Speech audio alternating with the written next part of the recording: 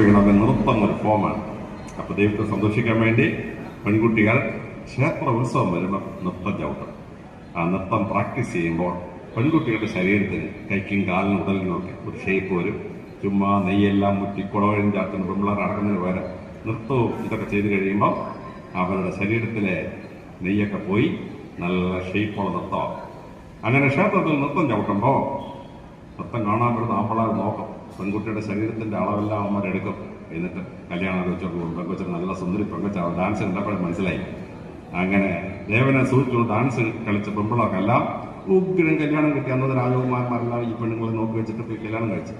അപ്പൊ പരമേശ്വരൻ പറഞ്ഞൊരു നൃത്തം പെൺകുട്ടിയുടെ ശരീരത്തിന് ഷേപ്പ് ഫോം ചെയ്യാനായി അവർക്ക് നല്ല കല്യാണം കിട്ടുന്ന ഫോമായി മാറി.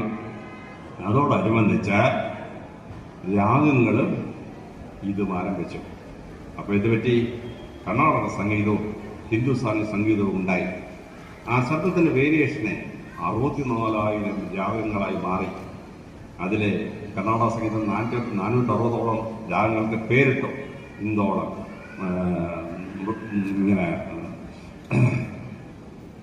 പേരുകളിട്ടു. ആ സംഗീതം വെച്ചിട്ട് സംഗീതം ഉണ്ടായി.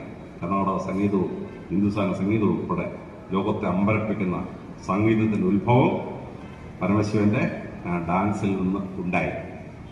ആ പരമശിവൻ അന്ന് പാലാഴി മദനം നടത്തുന്നതിന് നേതൃത്വം കൊടുക്കുകയാണ്. അപ്പോ ദുർവാസവ മഹർഷി ഇങ്ങനെ വരികയാണ്. ഇയാൾ ഈ ആളുകളെയൊക്കെ ശമിച്ച് നശിപ്പിക്കും. അപ്പൊ ദുർവാസവ മഹർഷി വന്നപ്പം സ്ത്രീകളെല്ലാം കൂടി അവനൊരു ഹാരം ഇട്ടു.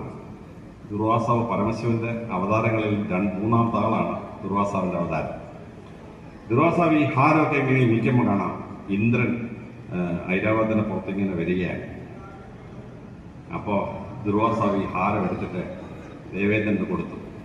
ദേവേന്ദ്രൻ അത് ഐരാവതത്തിന്റെ പുറത്തോട്ട് വെച്ച് കഴിഞ്ഞപ്പോൾ ആ പൂമാലക്കകത്തുനിന്ന് ചെള്ളു ഈച്ചയൊക്കെ ഇറങ്ങി വന്ന ഐരാവതത്തിന് ചെവിയിലും മൂക്കിലും കയറി. ഐരാവതം വായിച്ച് വേറെ വെച്ചു കൊടുത്തു. ദുർവാസാവ് ഒരൊറ്റ ശാപം വെച്ചു കൊടുത്തു.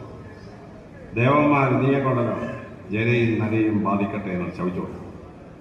ഇത് പെണ്ണുങ്ങളുണ്ടൊരു ബുദ്ധി പ്രയോഗിച്ചാണ്. ഈ ദുർവാസാവ് എല്ലാത്തിനും ശവിച്ചാണൊക്കെയല്ലേ അവന് ഈ ഈച്ചൻ ചെള്ളും ഉള്ള ഹാരം വിട്ടുകൊടുത്തു. അതിനകത്തൊന്ന് ഈച്ചൻ ചെള്ളും ദുർവാസാവിന്റെ മൂക്കിൽ ജീവിതം കയറി അവന്റെ അണ്ണാക്കി കയറാൻ വേണ്ടി പെണ്ണുങ്ങൾക്ക് ഇത്രയും ബുദ്ധിയുള്ളൂ കേട്ടോ. ദുർവാസാവിന്റെ അണ്ണാക്കി കയറാനാണ് ഈച്ചയുള്ള മാല ഇട്ടുകൊടുത്തത്. പക്ഷെ അപ്പോഴേക്ക് ദേവേന്ദ്രൻ ഭംഗിയാണ് ദേവേന്ദ്രന്റെ അവൾ ഇട്ടുകൊടുത്ത സംഭവം തിരിഞ്ഞുപോയി. അപ്പോഴിത് പരിണിതഫലം തൊട്ടി ഇതിനെ പരിഹരിക്കണം. പാലാഴി മദനം ചെയ്തേ പറ്റുള്ളൂ. പാലാഴി മദനം ചെയ്യുമ്പോൾ പരമശിവൻ പണിയൊക്കെ